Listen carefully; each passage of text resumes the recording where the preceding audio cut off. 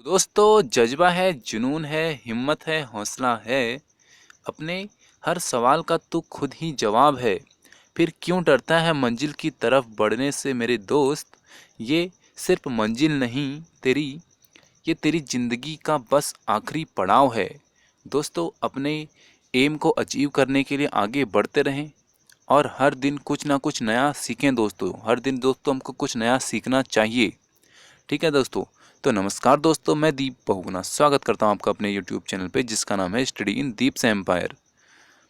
तो हम पार्ट 3 यानी हम 3 चैप्टर देख चुके हैं दोस्तों, और ये है हमारा पार्ट 4, अध्याय 4, जो कि है हमारा स्ट्रक्चर ऑफ द एटॉम। ठीक है दोस्तों, परमाणु की संरचना। तो चलिए दोस्तों शुरू करते हैं वीडियो को। तो अणु और परमाणु के बारे में हम पढ़ चुके हैं, और अभी हम ये देखते हैं कि पदार्थों में जो आवेशित कण होते हैं, यानी जो कण हमारे आवेशित होते हैं आपस में एक दूसरे को खींचते हैं, इस जो प्रवृत्ति है इस प्रवृत्ति को जानते हैं। तो इसके लिए हम एक क्रियाकलाप करते हैं, सूखे बालों पर कंघी कीजिए। यानी जो हमारे सूखे बाल हैं उस पर हम कंघी करेंगे। क्या कंघी कागज़ के छोटे छोटे टुकड़ों को आकर्षित करती है? दोस्तों आपने ये देखा होगा कि हम जब स्कूल में पढ़ते थे तो हम अपने स्केल को, कंघी तो कम लेकिन स्केल को हम अपने सर पे घिसते थे और फिर कागज़ के छोटे छोटे टुकड़े हम उससे क्या करते थे, आकर्षित करवाते थे। और दोस्तों यहाँ पे पार्ट बी है, यानी दूसरा हमको एक एग्जाम्पल लेना है, जो कि कांच की एक छड़ को सिल्क के कपड़े पर रगड़िए। यानी हम ये कर सकते हैं कि कोई स्केल है उसको हम अपनी पैंट पे रगड़ सकते हैं। ठीक है, इस छड़ को हवा से भरे जो गुब्बारा है उसके पास लाइए, तो हम देखते हैं क्या होता है। तो हम देखते हैं कि अब क्या होता है, ये अब देखते हैं। तो इस क्रियाकलापों से हम क्या निष्कर्ष निकाल सकते हैं कि दो वस्तु, ठीक है, एक हमारी स्केल हो गई और दूसरा हमारा जिस पे हम उसको घिस रहे हैं वो चीज़ हो गई। ठीक है, इन दोनों को अगर हमने रगड़ा तो उसमें क्या हुआ कि विद्युत आवेश आ जाता है। दोस्तों विद्युत आवेश आपने देखा होगा कि जब हम घिसते हैं तो क्या होता है, गर्म होता है। हमको आपने ये रियलाइज़ किया होगा कि वो गर्म होता है। ठीक है, इसका जो हमको आंसर मिला कि ऐसा क्यों होता है, ये हमको तब मिला जब हमको ये पता चला कि परमाणु विभाज्य है, या यह क्या करता है, आवेशित कणों से बना होता है। यानी जो इसके कण हैं ये क्या होते हैं, आवेशित होते हैं, एक दूसरे को अपनी तरफ खींचते हैं। परमाणु में उपस्थित आवेशित कणों का पता लगाने के लिए कई वैज्ञानिकों ने योगदान दिया है, और 19वीं सदी तक यह जान लिया गया था कि परमाणु साधारण और अविभाज्य कण नहीं होते हैं, बल्कि क्या होते हैं, इनमें कम से कम एक अपरमाणु कण इलेक्ट्रॉन विद्यमान होता है। दोस्तों 19वीं सदी तक हमको ये पता चल गया था कि जो हमारा परमाणु है इसमें क्या होता है, इलेक्ट्रॉन होते हैं। हमको ये पता चल गया था। ठीक है दोस्तों, जिसका पता किसने किया था, जे जे टॉमसन ने। टॉमसन और थॉमसन, दोस्तों आप इसमें कन्फ्यूज मत होना, ये दोनों एक ही है। ठीक है, जे जे थॉमसन ने किया था। और इलेक्ट्रॉन के संबंध में जानकारी प्राप्त होने से पहले जो हमारे गोल्डस्टीन थे, इनका आपने नाम सुना होगा। गोल्डस्टीन ने क्या किया था, 1886 ईस्वी में नए विकिरण की खोज की थी।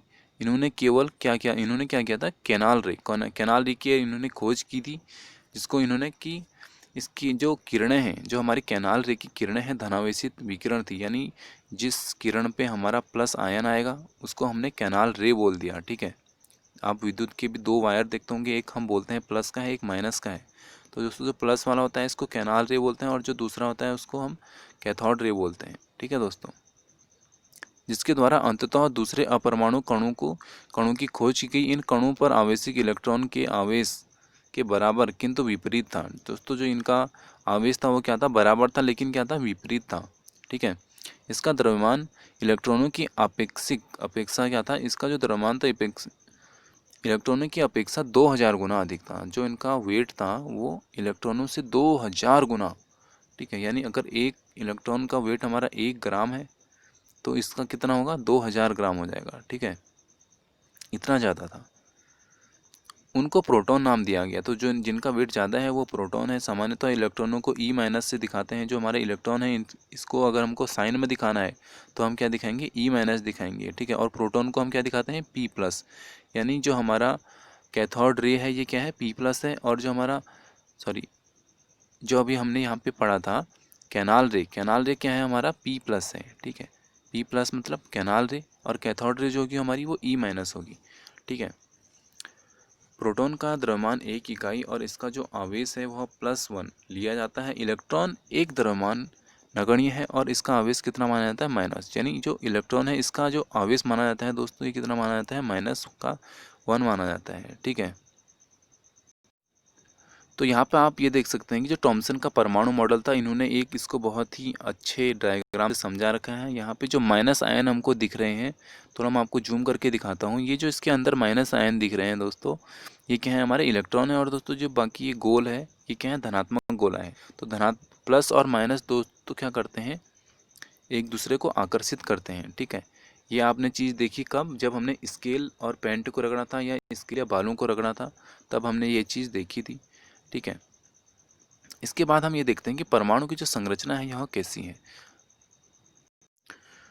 तो यहाँ पे क्या है कि हमने पिछले चैप्टर में ये पढ़ लिया है कि परमाणु क्या है, अविभाज्य है। यानी हम परमाणु को क्या कर सकते हैं, विभाजित नहीं कर सकते हैं। ठीक है, यानी इसको हम इसके पार्ट्स, इससे ज़्यादा पार्ट्स नहीं कर सकते। यानी सबसे छोटा हमारा परमाणु ही होता है। हम देख चुके हैं कहाँ, अणु और परमाणु वाले चैप्टर में। अगर आपको नहीं पता तो आप प्लेलिस्ट में जाके अणु और परमाणु वाला चैप्टर पढ़ सकते हैं। ठीक है, तो परमाणु की जो हमने संरचना देखनी चाहिए, तो इसके लिए क्या किया कि हमारे जो वैज्ञानिक थे दोस्तों, इन्होंने बहुत सारे मॉडल दिए। ठीक है, तो जिसमें कि सबसे पहला जो हमको मॉडल मिलता है वो है टॉमसन का मॉडल। तो हम सबसे पहले टॉमसन का मॉडल देखते हैं कि इन्होंने क्या किया था। यानी इन्होंने जो अपना मॉडल दिया था, इसमें इन्होंने क्या क्या बातें कही थी। तो चलिए शुरू करते हैं। ये देखते हैं कि यहाँ पे इन्होंने जो बातें कही वो क्या थी। तो पहली बात ये थी कि जो परमाणु धन आवेशित गोलों का बना होता है। यानी परमाणु में क्या होते हैं, धन आवेशित गोले होते हैं। ठीक है, और इन धन आवेशित जो गोले होंगे, इसमें क्या होगा कि इलेक्ट्रॉन धंसे होंगे इसके अंदर, जो आपने अभी ऊपर डायग्राम देखा। ठीक है, ये एक गोला है धन आयन, धन आवेशित, और इसके अंदर क्या है, माइनस माइनस, ये इलेक्ट्रॉन है। ठीक है, और दूसरी बात इन्होंने बताई कि ऋणात्मक और धनात्मक आवेश परिणाम में समान होते हैं। यानी जितने हमारे पास माइनस चार्ज हैं उतने हमारे पास प्लस चार्ज भी होंगे। तो ये हमारा क्या होगा, बराबर होगा। ठीक है, इसलिए परमाणु क्या है, वैद्युतिक रूप से क्या है, उदासीन है। तो इसलिए इनका ये कहना था कि जो परमाणु है क्या है, उदासीन है। ठीक है, यद्यपि क्या है कि टॉमसन के मॉडल से परमाणु के उदासीन की व्याख्या होती है। इससे हमको इनके परमाणु मॉडल में भी दोस्तों कुछ कमी आई। और इससे लेकिन हमने एक चीज़ तो ये देखी कि जो उदासीन कण होते हैं, ठीक है, इसकी व्याख्या हो गई कि जो परमाणु होता है ये उदासीन होता है। लेकिन क्या हुआ कि दूसरे वैज्ञानिकों द्वारा किए गए प्रयोगों के परिणामों द्वारा इस मॉडल के द्वारा समझाया नहीं जा सका। तो क्यों नहीं समझाया जा सका, ये भी हम देखेंगे।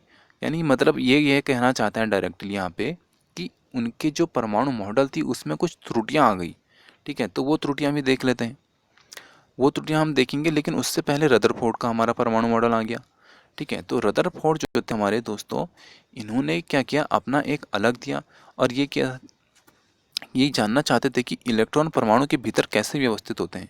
उन्होंने एक प्रयोग किया। इस प्रयोग में तेज गति से चल रहे अल्फा कण, यानी उन्होंने अल्फा कण डाले। ठीक है, अल्फा कणों को उन्होंने डाला जो कि एक सोने की पन्नी पर टकरा गए। ठीक है, इन्होंने क्या किया कि सोने की पन्नी इसलिए चुनी क्योंकि वे बहुत पतली परत चाहते थे। सोने की यह पन्नी क्या है कि 1000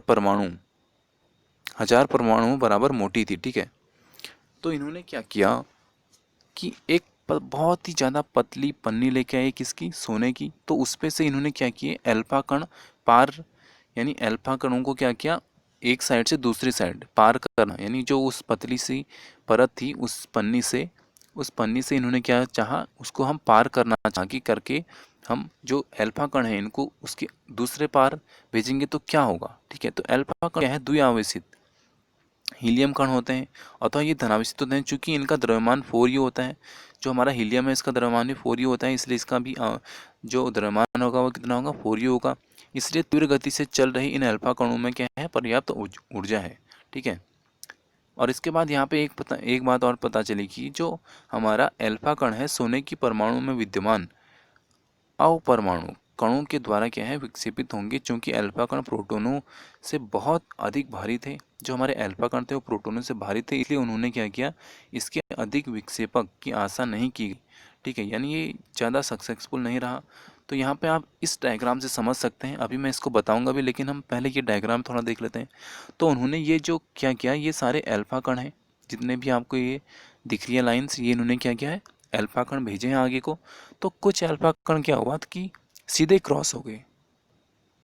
तो कुछ अल्फा कण तो सीधे क्रॉस हो गए, लेकिन कुछ क्या हुए, वापस आए और तिरछी दिशा में चले गए। और कुछ क्या हुआ कि ये देख सकते हैं आप, सीधे उसी दिशा में गए और उसी दिशा में वापस आ गए। ठीक है, मतलब यहाँ पे क्या हुआ कि कुछ इलेक्ट्रॉन तो हमारे पार हो गए और कुछ वापस आ गए। मतलब इनकी जो दिशा है वो अलग अलग है, यानी सारे इलेक्ट्रॉनों का जो व्यवहार था ये क्या था, एक जैसा नहीं था।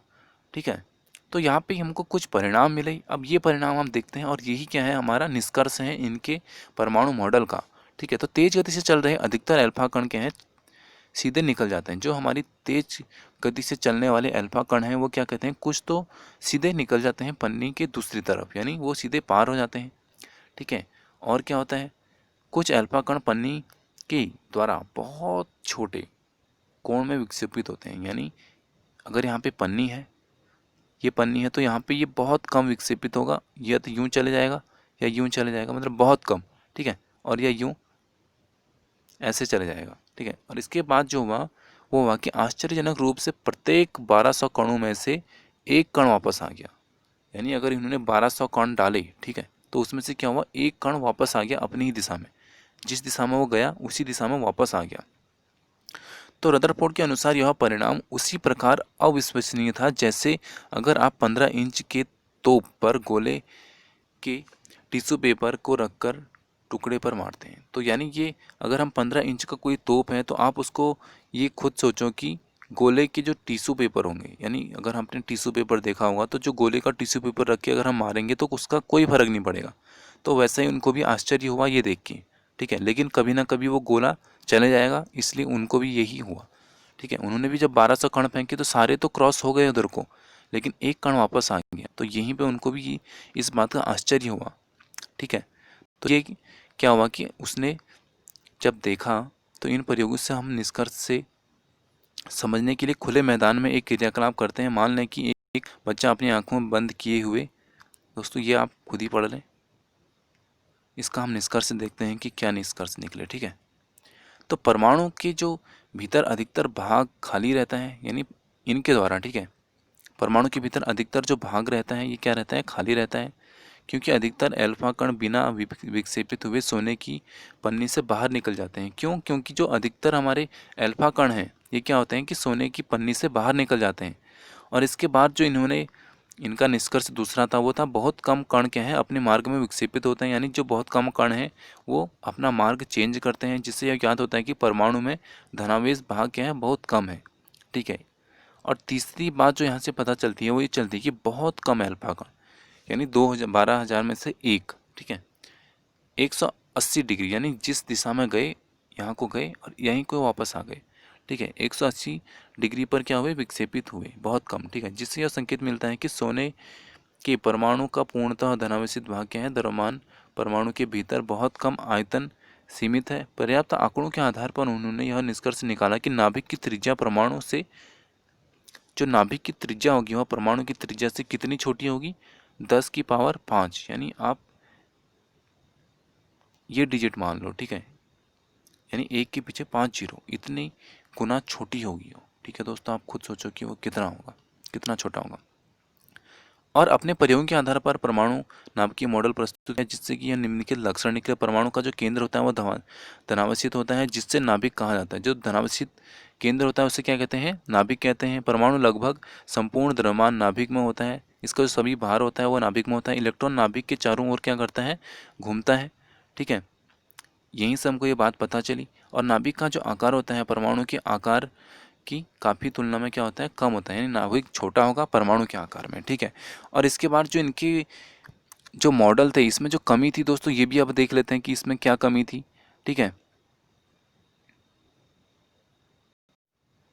तो जब हमारे चक्रण करते हुए इलेक्ट्रॉन स्थायी स्थायी को पाना संभव नहीं होता है, यानी अगर हमारा इलेक्ट्रॉन जो है हमारा स्थायी नहीं होगा तो कोई भी आवेशित कण क्या है, गोलाकार कक्ष में त्वरित होगा। तो इससे क्या होगा, आवेशित जो कण होगा वो क्या होगा, गोलाकार कक्ष में त्वरित होगा। त्वरण के दौरान आवेशित कणों से ऊर्जा का जो है कि हमारा विकिरण होगा, यानी जब हमारा त्वरण होगा तो उसके दौरान क्या होगा, हमारा आवेशित कणों का विकिरण होगा, यानी दूसरी दिशा को भी लौट जाएंगे। और ठीक है, इस प्रकार स्थायी कक्ष में घूमता हुआ इलेक्ट्रॉन अपनी ऊर्जा विकृत करेगा और नाभिक से टकरा जाएगा। इससे क्या होगा कि जो हमारा इलेक्ट्रॉन है वो क्या करेगा, अपनी ऊर्जा को क्या करेगा, विकृत करेगा और नाभिक से क्या होगा, टकरा जाएगा। अगर ऐसा होता है तो परमाणु अस्थिर, यानी जो हमारा, अगर ऐसा होगा तो जो हमारा परमाणु होगा वो क्या होगा, अस्थिर होगा। जबकि हम पाते हैं कि परमाणु की तो स्थायी होते हैं। तो इनका ये कहना था अगर ऐसे टकराता है तो उससे हमारा जो परमाणु है वह क्या है, स्थायी नहीं रहेगा। लेकिन जो हमारे, हमको ये पता है कि जो हमारे परमाणु होते हैं ये क्या होते हैं, ये तो पूरे स्थायी होते हैं। तो यहाँ पे इनका मॉडल फेल हो गया। इसके बाद आया दोस्तों हमारा बोर का परमाणुिक मॉडल। ये भी बहुत इंपॉर्टेंट है दोस्तों, और इसको पढ़ेंगे हम पार्ट 2 में इस चैप्टर के। तो दोस्तों यहाँ पे करते हैं वीडियो को समाप्त। अगर आपको वीडियो पसंद आए तो चैनल को सब्सक्राइब और वीडियो को शेयर करना ना भूलें दोस्तों। जय हिंद, जय भारत दोस्तों।